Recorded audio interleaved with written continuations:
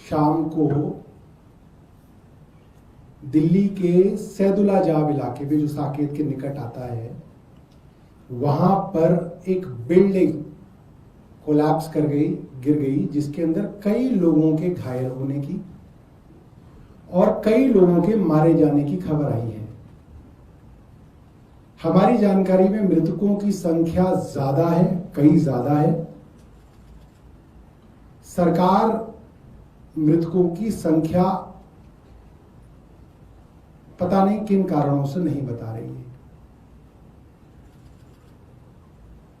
जो बात आपको इस विषय में एमसीडी और पुलिस नहीं बता रही है, वो काम एमसीडी और पुलिस का था बताना, वो बात आज हम आपको बता रहे हैं। और आप लोगों के ऊपर बहुत दबाव आएगा कि इस खबर को अखबार में भी ना छापा जाए, टीवी पे भी ना दिखाया जाए, क्योंकि इसके तार बड़े बड़े लोगों से जुड़े हुए हैं। ये जो बिल्डिंग गिरी है, इसको ऐसा दिखाया जा रहा है कि एक बिल्डिंग थी, वो अपने आप धड़ाम से गिर गई, लोग दबके मर गए। ऐसा नहीं, ये 3 मंजिला बिल्डिंग थी, जिसके ऊपर 4th और 5th फ्लोर की कंस्ट्रक्शन चल रही थी। एक बिल्डिंग जो 3 मंजिल के हिसाब से बनी थी, उसके ऊपर बिना किसी स्ट्रक्चरल इंजीनियरिंग या सिविल इंजीनियरिंग को समझे इसके ऊपर 4था और 5वां फ्लोर बनाया जा रहा था। और हमारी खबर तो यह है कि इसमें बेसमेंट भी खोदी जा रही थी, वाटर टैंक बनाया जा रहा था, जिसकी वजह से यह बिल्डिंग झुक गई थी। और इसकी कंप्लेंट बाकायदा पुलिस को और एमसीडी को लिखित में दी गई थी। पुलिस की और एमसीडी की जानकारी में था कि यह बिल्डिंग झुक गई है और यह बिल्डिंग गिरने वाली है। और मेरे साथ जो लोग बैठे हैं, इन्होंने इसकी कंप्लेंट एमसीडी में की, पुलिस में की, और जब वहां से भी काम नहीं बना तो इन्होंने दिल्ली हाई कोर्ट के अंदर रिट डाली इस बिल्डिंग के विषय में कि साहब हमारी बिल्डिंग 7 वाली बिल्डिंग है, हम लोग यहां पे काम करते हैं, और ये 7 वाली बिल्डिंग के अंदर कंस्ट्रक्शन चल रही है, बिल्डिंग झुक गई है, बिल्डिंग गिर जाएगी, लोग मर जाएंगे। हाई कोर्ट ऑफ दिल्ली के अंदर भी रिट डाली गई, मगर वहां पर भी एमसीडी ने झूठ बोल दिया। एमसीडी के वकील ने झूठ बोला हाई कोर्ट के अंदर कि यहां कोई कंस्ट्रक्शन नहीं चल रही है, और हाई कोर्ट ने भी केस को खत्म कर दिया। ऐसा अंधा राज चल रहा है इस वक्त एमसीडी और पुलिस का दिल्ली के अंदर। कोई बिल्डिंग आदमी बना रहा था, गलत बना रहा था, गिर गई, चलिए एमसीडी क्या कर सकती है, पुलिस क्या कर सकती है। मगर यहां तो एमसीडी और पुलिस को बाकायदा जानकारी दी गई। और मैं आपको जानकारी बताता हूं,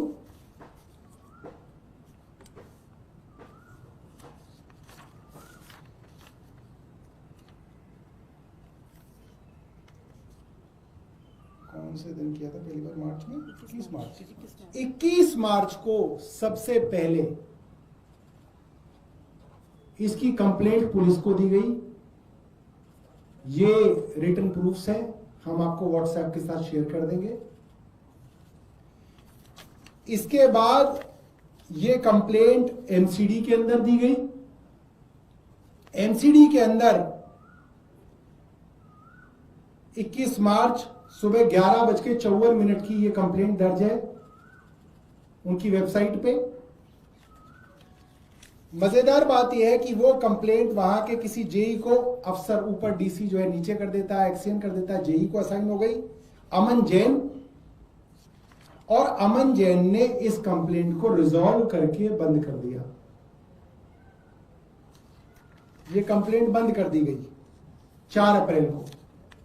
21 मार्च को कंप्लेंट की गई, 4 मार्च को बंद कर दी गई। इनका मकान था, यानी कि 7 वाले मकान के अंदर ये किराए पे इनका सैलून चलता था। क्योंकि सैलून चल रहा है, लोग आ रहे हैं, कारीगर आ रहे हैं, बिल्डिंग गिरेगी तो ये भी मरेंगे, ग्राहक भी मरेंगे, और पता नहीं कौन कौन मरेगा। इसलिए इन्होंने एक अच्छे नागरिक होने के नाते सोचा कि चलिए अगर एमसीडी और पुलिस कुछ नहीं कर रही तो हाईकोर्ट चलते हैं। ये हाईकोर्ट में गए, दिल्ली हाईकोर्ट के अंदर रिट डाली बाकायदा। ये रिट डाली गई जिसमें इन्होंने बताया कि साहब property 24/1 Saidulla Jab opposite Anupam apartments gate number 4 IGNOU road पर कंस्ट्रक्शन चल रही है। 3 मंजिला बिल्डिंग पहले से थी मगर इसमें अब आगे की कंस्ट्रक्शन चल रही है। 4था और 5वां फ्लोर बनाया जा रहा है। इसके अंदर खुदाई का काम चल रहा है जिसकी वजह से बिल्डिंग टिल्टेड है। It is pertinent to note that in this building is an old construction with already existing 3 floors. Recently, the building has developed structural issues and got tilted on one side. Is an imminent danger of being collapsing any time. तो इन्होंने तो लिख दिया कि ये building तो कभी भी गिर सकती है और माननीय हाईकोर्ट को बताया और हाईकोर्ट को इन्होंने सारी बातें बताई। ये भी बताया कि हमने 21 मार्च को पहली कंप्लेंट की थी, उस पर कोई कार्रवाई नहीं हुई और ये 13 अप्रैल का हाईकोर्ट का डिसीजन है। 13 अप्रैल को यानी कि 4 अप्रैल को तो आपने देखा पहले ही एमसीडी ने अपने पोर्टल पे ये कंप्लेंट बंद कर दी और 13 अप्रैल को कोर्ट ने ये कह के इस मामले को खत्म कर दिया। सुनिएगा, the present writ petition has been filed seeking a direction to the MCD to stop the unauthorized construction going on in the property bearing number 24-1 Saidulla Jab opposite Anupam apartment gate number 4 Ignu road। आगे सुनिए MCD के वकील ने क्या कहा। Mister Roshanlal Goyal, the counsel appearing on behalf of MCD submits that no construction whatsoever is going on in the subject property। He further submits that the writ petition has been filed on account of a private dispute between the landlord and the tenant। तो साहब MCD ने high court के अंदर ये बात कही कि building में तो कोई कंस्ट्रक्शन चल ही नहीं रही है, ये तो किराएदार और मकान मालिक का झगड़ा है। भैया इनका क्यों झगड़ा होगा, ये तो साथ वाली बिल्डिंग में किराएदार है, इनका तो अपने मकान मालिक से कोई लेना देना ही नहीं है। इनकी कंप्लेंट तो साथ वाली बिल्डिंग के लिए है। साथ वाली बिल्डिंग जो बना रहा है इनको तो नाम भी नहीं पता कौन बना रहा है, इन्हें तो सिर्फ एड्रेस पता है। इन्हें तो बिल्डिंग का कौन बनाने वाला है, कौन बिल्डर है, कौन मालिक है, इन्हें कुछ नहीं मालूम। इन्होंने तो सिर्फ एड्रेस लिख के कहा कि ये बिल्डिंग झुक रही है और एमसीडी ने कहा कि कोई कंस्ट्रक्शन नहीं चल रही है, ये इनका आपसी मामला है और कोर्ट ने लिहाजा इस मामले को डिसमिस कर दिया। अब इससे ज्यादा कोई नागरिक क्या कर सकता है। आपके सामने कंस्ट्रक्शन चल रही है,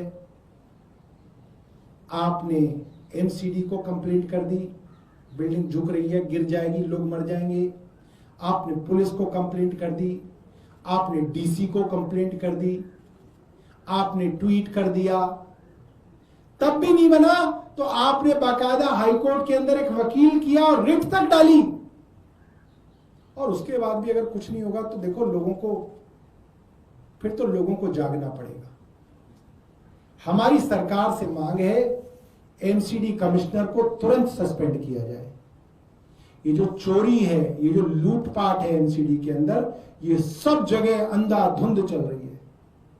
अंधाधुंध बिल्डिंगों की कंप्लेंट आती है, बिल्डिंगों को बुक कर दिया जाता है, बुक बिल्डिंग बनती रहती है, एमसीडी के जेई पैसा लेना शुरू कर देते हैं, लेंटर के हिसाब से पैसा लिया जाता है। एक लेंटर के 3 लाख, 2 लेंटर के 6 लाख, 3 के 9 लाख, कहीं पे 3 लाख का रेट है, कहीं पे 5 लाख रुपए लेंटर का रेट है और लेंटर के हिसाब से पैसे ले लिए। बिल्डिंग बुक है और बिल्डिंग पूरी बनके तैयार हो गई, लोग रहने लग गए, मीटर लग गए, पानी लग गया, सब कुछ लग गया। जय जय श्री राम, ये चल रहा है और खुल्लम खुल्ला नंगा नाच चल रहा है कि हाईकोर्ट तक में एमसीडी झूठ बोल रही है। और दिल्ली की मुख्यमंत्री क्या बोलती है इस पे हम जानना चाहते हैं। रेखा गुप्ता जी का क्या कहना है। क्या रेखा गुप्ता और एलजी साहब, मुख्यमंत्री जी अपने इस चहेते कमिश्नर को सस्पेंड करेंगे। वो कमिश्नर जो खिलाड़ियों को रोक के स्टेडियम में कुत्ता घुमाता था, वो कमिश्नर जो खिलाड़ियों को स्टेडियम से भगाकर अपनी बीवी के साथ अपना कुत्ता घुमाता था, उस महानुभाव को कमिश्नर बनाया गया है और उनके अधीन ये लूटपाट चल रही है एमसीडी के अंदर। और सरकार द्वारा बात को छिपाया जा रहा है, कंस्ट्रक्शन की बात को छिपाया जा रहा है, शिकायत की बात को छिपाया जा रहा है, रिट पिटीशन की बात को छिपाया जा रहा है। तो हमारा सरकार से सवाल है, सरकार एमसीडी कमिश्नर पर कार्रवाई करे, उनको तुरंत सस्पेंड किया जाए, जेई एई एक्सियन को तुरंत डिसमिस किया जाए, क्योंकि कोर्ट के अंदर आप झूठ बोल रहे हैं, कोर्ट में आप झूठा हलफनामा दे रहे हैं, तुरंत डिसमिस किया जाए। और जो डीसी हैं साउथ जोन के, क्या नाम है इनका, राकेश कुमार को सस्पेंड किया जाए। हमारी मांग है, हम चाहते हैं सरकार और एलजी अगर सीरियस हैं तो अपनी सीरियसनेस दिखाएं।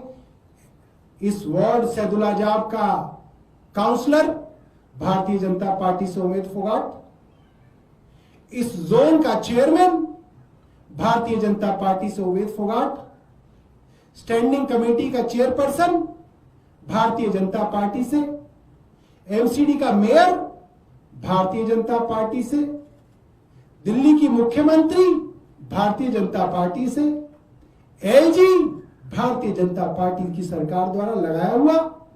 तो भाई अब किस चीज की कमी है? अब तो सिर्फ यमराज का एक टैग और खरीद लो कि सब कुछ हमें, यमराज भी हम ही है। यही बचा है भारतीय जनता पार्टी के लिए, और तो कुछ नहीं बचा। एक क्लास के अंदर मॉनिटर लगाना है भारतीय जनता पार्टी का, और एक यमराज भी भारतीय जनता पार्टी का बनाना, बाकी सब भारतीय जनता पार्टी का ही है। बहुत बहुत धन्यवाद दोस्तों, बहुत आप लोगों के ऊपर दबाव आएगा।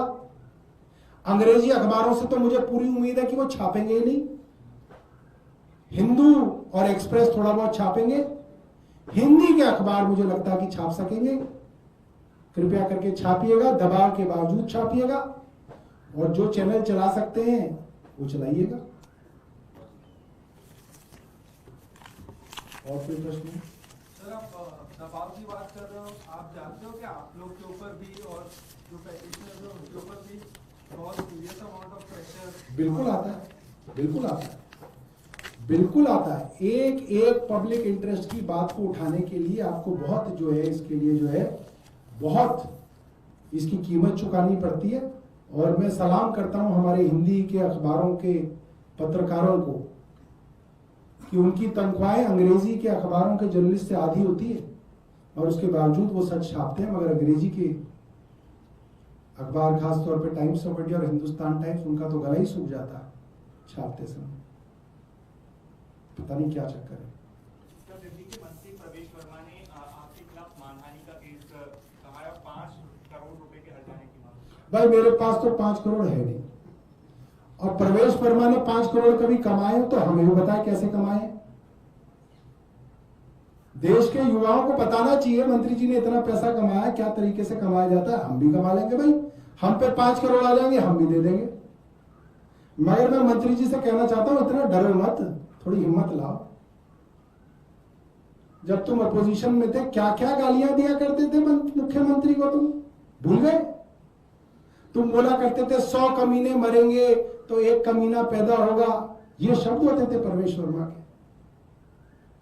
आज प्रवेश वर्मा इतना घबरा गए हैं कि उनसे हमने पूछ लिया कि एसएस मोता सिंह स्कूल के अंदर जो ट्रस्टी बनाए गए हैं वो तुम्हें क्यों धन्यवाद दे रहे हैं ट्रस्टी बनाने के लिए? तो प्रवेश वर्मा ने उसके ऊपर नहीं किया मानहानि कि भाई तूने मेरा नाम कैसे लिख दिया।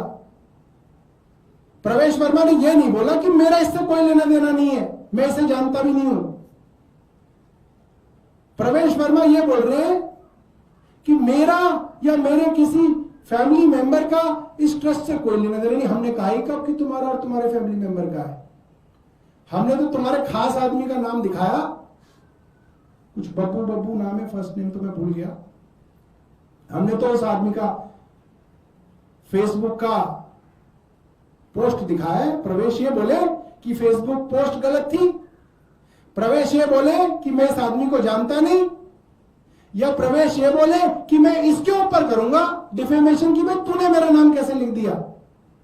जो फेसबुक की पोस्ट के बारे में बता रहा है, प्रवेश ये कह रहा है कि इसके ऊपर मैं 5 करोड़ का डिफेमेशन कर दूंगा। इतना डर डर के नहीं होती राजनीति प्रवेश जी, पिताजी से ही सीख लो अपने, और किसी से नहीं सीख सकते। तो तुम तो हल्के से भी डर गए। अभी तो जल बोर्ड पे आया ही नहीं हूं मैं, अभी तो मैं जल बोर्ड पे भी आऊंगा। कितने डिफेमेशन करोगे? हम पे तो है ही ना 5 करोड़, ले लो, कहां से लोगे? आ चुकी ईडी भी आ चुकी, कई बार आ चुके। और कुछ सर, हाल ही में अरविंद केजरीवाल जी ने एक रीट्वीट किया था जिसमें गुजरात के आम आदमी पार्टी यूनिट ने ऐसा कहा था कि intelligence bureau of Gujarat police verification के नाम पे आम आदमी पार्टी के कार्यकर्ताओं को परेशान करके जेल में डाल के डिटेन कर रही है। देखिए, एक फोन नंबर से हमारे कुछ कार्यकर्ताओं को फोन आया और उस फोन करने वाले ने बोला कि मैं आईबी से बोल रहा हूं। कौन वो आदमी था, क्यों वो फोन कर रहा था, उसको पुलिस को सामने लाना चाहिए। वो किन लोगों के टच में था, इसको सामने लाना चाहिए और सारी बात साफ करनी चाहिए।